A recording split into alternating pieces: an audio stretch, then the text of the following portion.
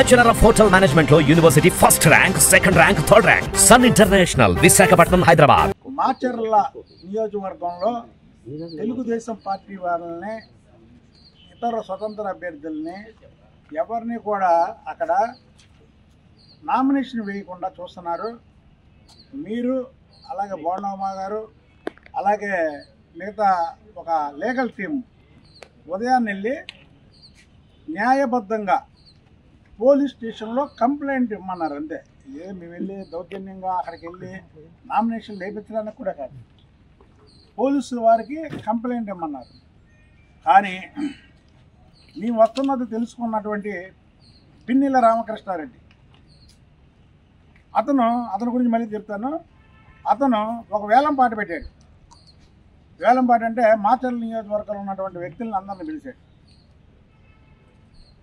ఈరోజు పలానా వాళ్ళు ఇక్కడికి వస్తున్నారు, బుద్ధయ్య కన్నా, బోండమ్మ, వాళ్ళని కానీ మట్టు పెడితే మీకు మున్సిపల్ చైర్మన్ పదవి ఇస్తాను, ఎవరైతే ముందుకు వస్తే వాళ్ళకంటే ఈ తురకా కిషోర్ అన్నవాడు ముందుకు రావడం జరిగింది.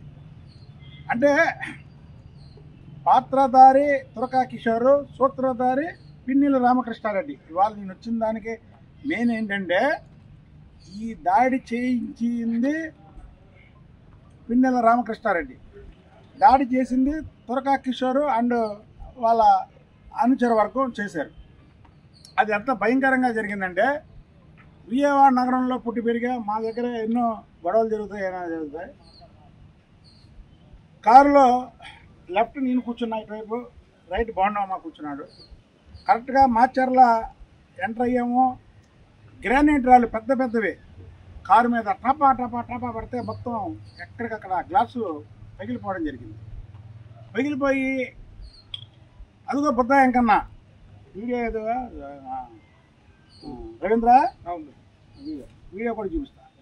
బుద్ధయ్య కన్నా అని తురకా కిషోర్ వెనక బండి మీద వచ్చేవాళ్ళు అరుస్తూ, నేను లెఫ్ట్లో కూర్చున్నాను. పెద్ద బొంగతో ఇక్కడ నజ్జు చేశారు. తల మీద కొట్టబోతే నేను అడ్డం పెట్టుకున్నాను. నజ్జు చేశారు. అక్కడ ఒక చోటే కాకుండా అనేక చోట్ల మా మీద ఆ ప్లేస్లో దాడి చేయడం జరిగింది.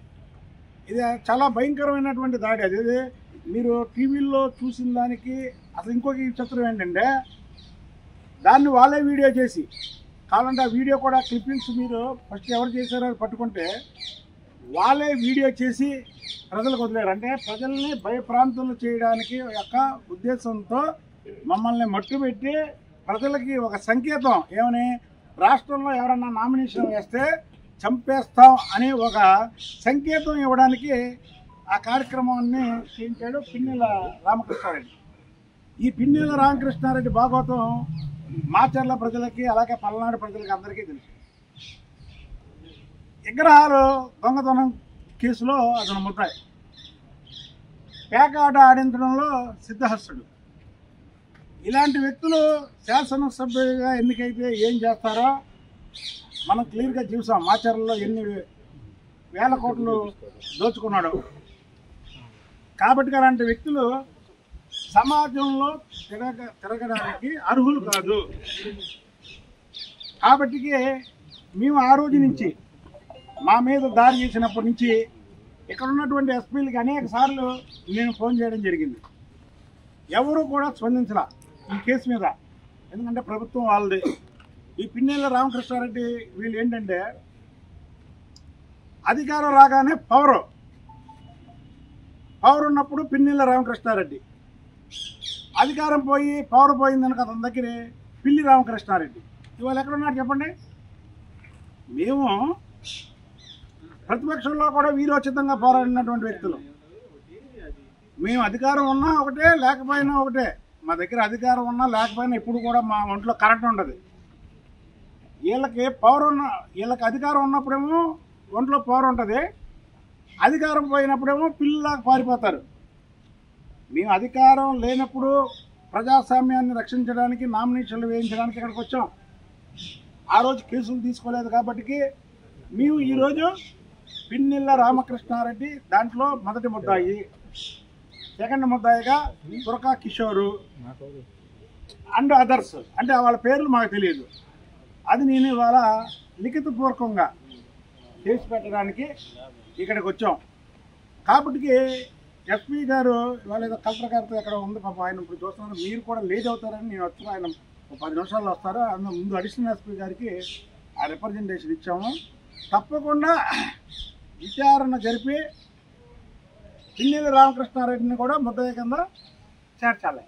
చేర్చడం కాదు, ఆల్రెడీ ఆయన ముద్దాయి. ఆ కేసులో అతను ముద్దాయి. ఆ రోజు మేము మా మీద దాడి జరిగిన రోజే మేము చెప్పాం. అయితే ఏంటంటే ప్రభుత్వం ఉంది కాబట్టి అతన్ని ఇన్నాళ్ళు కాపాడారు.